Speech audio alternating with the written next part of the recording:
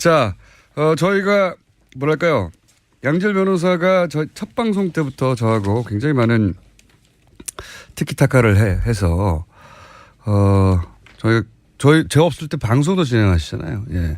그렇게 가까워지면서 저희가 점점점 푸대접을 하고 홀대하면서 잠깐 나오는 건데 전화가 아니다. 직접 나와라. 막 5분이면 끝날 것을. 그런 거였어요? 네. 그걸 왜 불렀어요? 자, 5분이면 끝납니다. 왜냐하면 바로 이어서 저희가 이 사이버 사령부 중요한 분이 밖에 기다리고 계시더라고요. 네네. 네, 잠깐 얘기를 나눴습니다. 네. 국방위 간사분이 나오셨기 때문에 네. 변호사 따위는 네.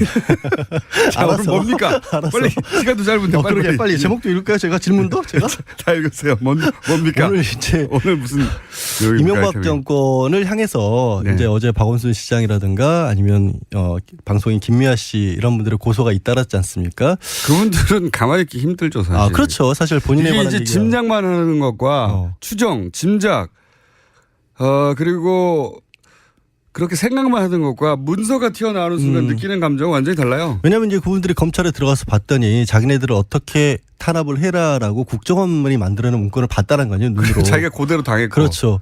겪은 일이 그러려니 했다가 말씀하신 것처럼 네. 실제로 이게 국정원 지시로 이뤄진 거라면 도저히 가만히 있을 수 없다. 또 박원순 시장 같은 경우는 이미 2013년도에 이른바 이제 박 시장 제안 문건이라는 걸로 고소고발을 했었는데 당시에 검찰에서는 그 문건이 폰트가 좀 다르다. 아니, 원래 국정원이 사용하던 거랑 그 제보한 분이 밖에 나와서 출력을 하는 바람에 우리 그렇잖아요. 같은 프로그램을 터도 버전에 따라서 조금 달라지잖아요. 아니 그리고 그 폰트가 예. 없을 수도 있어요. 그렇죠. 예. 그러니까 버전에 따라서 달라지니까. 그 컴퓨터 아니 그 버전이 똑같더라도 그 컴퓨터에 맞춘 그 폰트가 그렇죠. 없을 수도 있으면 대체 폰트를 쓰게 되니까. 그렇죠. 그러니까 그건 다른 문건이다. 확인할 수가 없다 그래서 무혐의 처분을 했는데 이번에 원본을 다 나왔잖아요. 네. 그러니까 박 시장 입장에서는 당연히 고소할 수밖에 없죠. 그리고 박원순 시장은 사실 정말 많이 당했어요. 그러니까 시민단체 할 때부터 사실은 당했었으니까. 그렇기도 하지만 특히 이제 서울시장 출마하면서 그때부터 이제 어버이연합이 본격적으로 활동을 한 게 그 언저리거든요. 저는 정말 박 시장님 얘기를 하면 그 왜 병원에 기자들이 밖에서 기다리고 있는데 들어가서 엑스레이 사진 찍었는데 그것도 안 믿겠다고 자꾸 재검하자 그런 거 이런 것들은 정말 사람을 2번, 3번 죽이는 일이었잖아요. 국정원 원세훈 그 당시 원장이 사실은 이명박 서울시장 시절부터 쭉 정무부시장이었던 거예요. 부시장이었고 행정부 장관 했었고. 그러니까 서울시장 다음은 대통령 이런 그렇죠. 인식이 머릿속에 있다 보니까 야권의 서울시장 후보들에 대해서 집중적으로 공략을 했던 걸로 보여지고요. 문건 자체가 여권 주요 인사 야권 당시 야권이 있으니까 잠재 가능성이 있으므로 제압해야 한다는 식으로 나와 있어요. 그렇게 제압이라는 단어도 사용이고 그러면서 제일 먼저 동원됐던 게 이제 어버이연합이거든요. 근데 어버이연합, 엄마부대 이런 데들이 나오죠. 그때는 엄마부대는 본격적으로 활동하지 않았습니다. 제가 어버이연합의 활동 역사를 아주 자세히 알고 있는데 그때 어버이연합이 그 박원순 시장 출몰하는 지역이에요. 출몰하는 지역 나타나가지고 박 시장이 무슨 범죄자에 출몰을 하게? 그때 정말 웃겼던 건 이거 방송 용어가 아닌데 구호를 그대로 전달해야 사실은 당시 어버이연합이 동원된 게 확실하다는 걸 알 수 있으니까. 저도 원순이 인연 나와 이거예요. 여성용으로 불렀었죠 당시에. 박원순 시장이 남자인지 몰랐어요. 몰랐죠. 모르는 사람들이 다 나와가지고 물러가라고 하는 거예요. 박원순 시장이 남단지도 여단지도 모르는 어버이연합이었어요 그때. 사실 이제 그러니까 동원된 거죠. 엄마부대 얘기를 했던 건 왜 그랬냐면 요즘에 유명해지셨잖아요. 주옥순 엄마부대 대표. 얼마 전에 검찰 소환 조사를 받았는데 본인은 떳떳하다. 왜냐하면 돈 떼먹은 적 없다. 돈 떼먹은 적은 없다.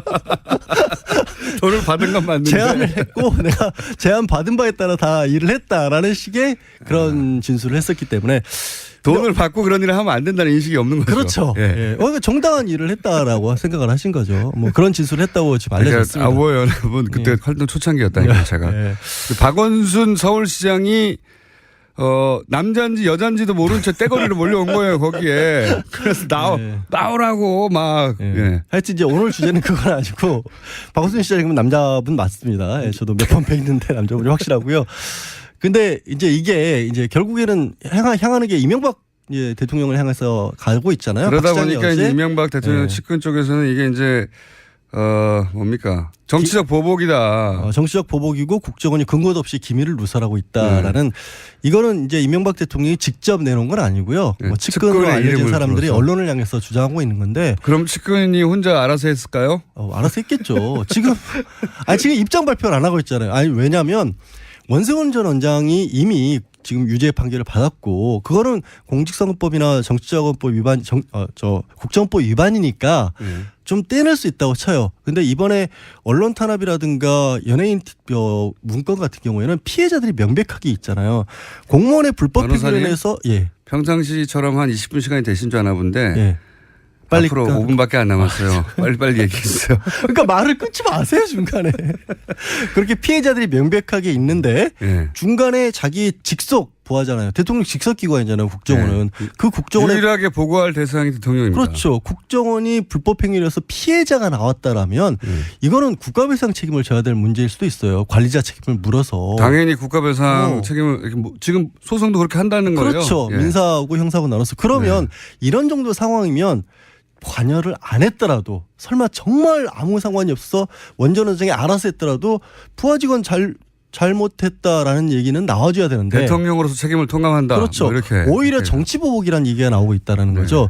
근데 기밀누설이라는 얘기는 근거가 전혀 없는 게 현재 그 국정원에서 2개 TF가 가동 중이에요. 네. 개혁위가 하나 있고 적폐청산 TF가 있는데 적폐청산 TF가 지금 실제 국정원 내부의 서버들을 보고 있는 거죠. 저는 이 사건도 박 전 대통령 사건이랑 많이 유사하다고 보는데 그때 당시 컴퓨터 사용했던 것들이 메인 서버에 그대로 저장돼 있다는 것을 아마 몰랐던 사람들이 좀 있는 것 같아요. 네, 하여튼 그래서 그 메인 서버에 있는 것들을 다 들여다보고 있는데 이거는 현재 국정원장이 내부 직원들하고 외부에서 파견 나온 검사를 동원을 해서 법적 근거가 있다는 말씀이죠. 덜어보는 거죠. 법적 근거가 당연히 있다는 너무 거죠. 길게 얘기하지 마시고요. 법적 근거가 있다. 그리고 오케이. 정치 보복이냐? 정치 보복이다. 정치 예. 보복이라면 없는 걸 만들어내거나 그렇죠. 있지도 않은 사실을 조작해서 뒤집어 씌울 때 뒤집어 보복은- 씌우거나 아니면 정말 콩알 많은 걸 가지고 정말 매주를 쓸 때 정치 보복이라고 하는데 지금은 있는 사실 그대로 나오고 있는 것 뿐이거든요. 여기에 대해서는 두 가지 다 그러니까 문서만 가지고 들이대고 있고 피해자들이 나와서 내가 이렇게 피해 당했다고 하는데 그 피해가 고스란히 문서에 써 있는 계획이야. 그렇죠. 계획이 실행된 결과로 그 피해자들이 나도 당했다고 나온 거거든요. 저도 이거 지금 들고 있는 게 그때 당시 KBS 추진방안 문건인데 말들이 정말 웃겨요. 음모 분쇄, 편파 방송 획책, 뭐 고강도 인적 쇄신.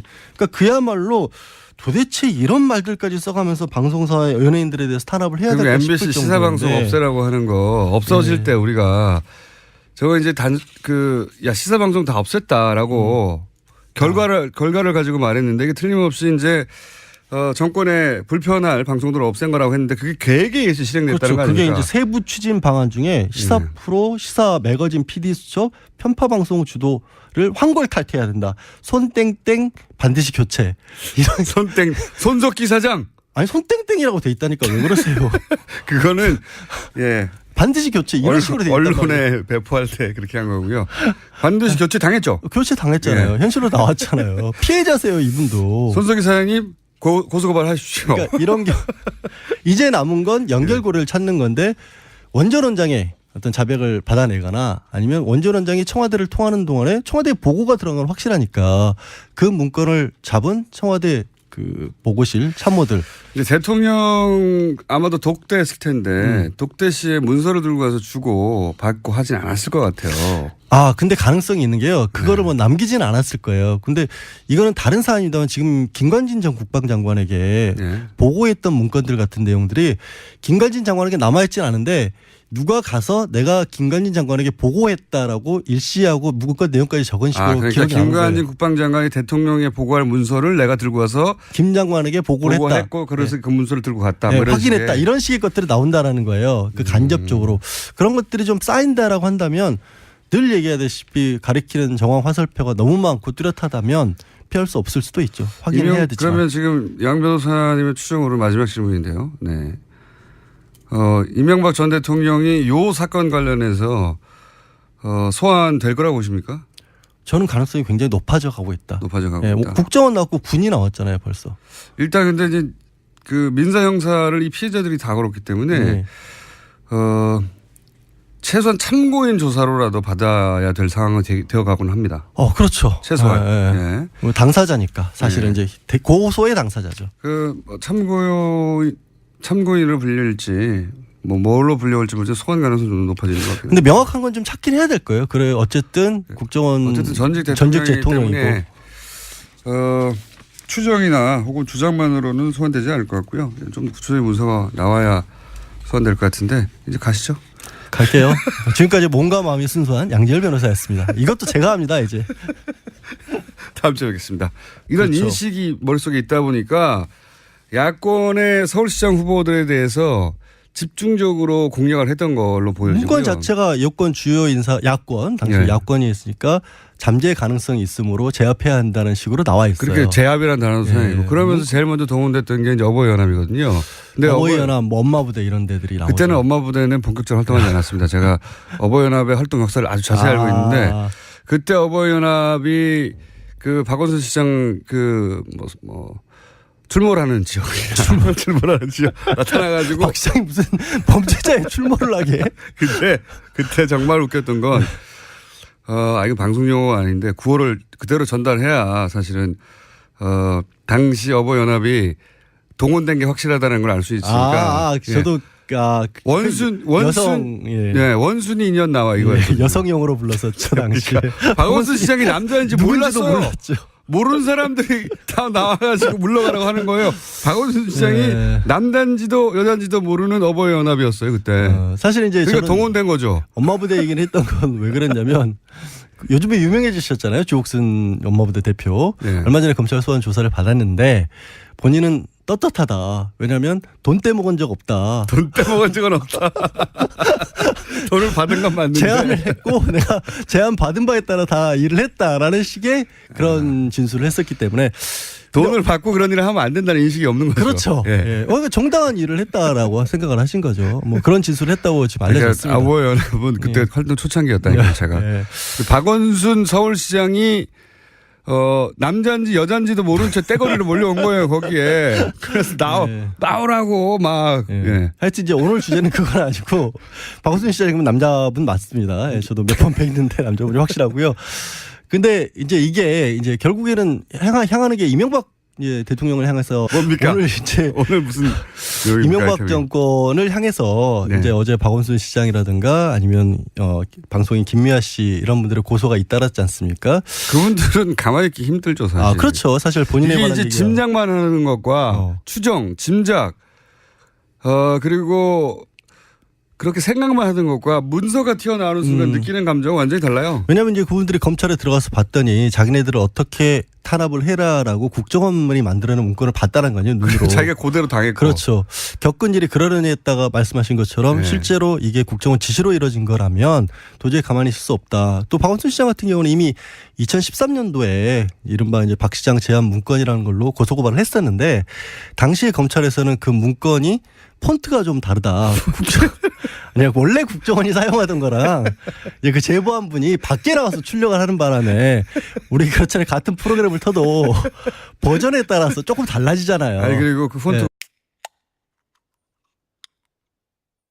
자, 저희가 뭐랄까요? 양지열 변호사가 저희 첫 방송 때부터 저하고 굉장히 많은 티키타카를 해서 제가 없을 때 방송도 진행하시잖아요. 예. 그렇게 가까워지면서 저희가 점점점 푸대접을 하고 홀대하면서 잠깐 나오는 건데 전화가 아니다. 직접 나와라. 막 5분이면 끝날 것을. 그런 거였어요? 네.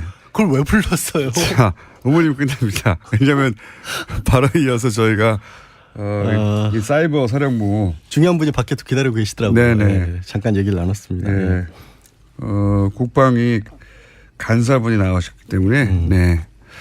변호사 따위는. 네. 자, 오늘 뭡니까? 알았어. 빨리 시간도 짧은데 그러게 빨리 제목도 읽을까요? 제가 질문도 제가 다 읽으세요. 뭔가 없을 수도 있어요. 그렇죠. 예. 그러니까 버전에 따라서 달라지니까. 그 컴퓨터 아니 그 버전이 똑같더라도 그 컴퓨터에 맞추는 폰트가 그렇죠. 없을 수도 예. 있으면 대체 폰트를 쓰게 되니까. 그렇죠. 그러니까 이건 다른 문건이다. 확인할 수가 없다 그래서 무혐의 처분을 했는데 이번에 원본을 다 나왔잖아요. 네. 예, 그러니까 박 시장 입장에서는 당연히 고소할 수밖에 없죠. 그리고 박원순 시장은 사실 정말 많이 당했어요. 그러니까 시민단체 할 때부터 사실은 당했었으니까. 그렇기도 하지만 특히 이제 서울시장 출마하면서 그때부터 이제 어버이연합이 본격적으로 활동을 한 게 그 언저리거든요. 저는 정말 박 시장님 얘기를 하면 그 왜 병원에 기자들이 밖에서 기다리고 있는데 들어가서 엑스레이 사진 찍었는데 그것도 안 믿겠다고 자꾸 재검하자 그런 거 이런 것들은 정말 사람을 2번, 3번 죽이는 일이었잖아요. 근데 국정원 원세훈 그 당시 원장이 사실은 이명박 서울시장 시절부터 쭉 정무부시장이었던 거예요. 부시장이었고 행정부 장관했었고 그러니까 서울시장 다음은 대통령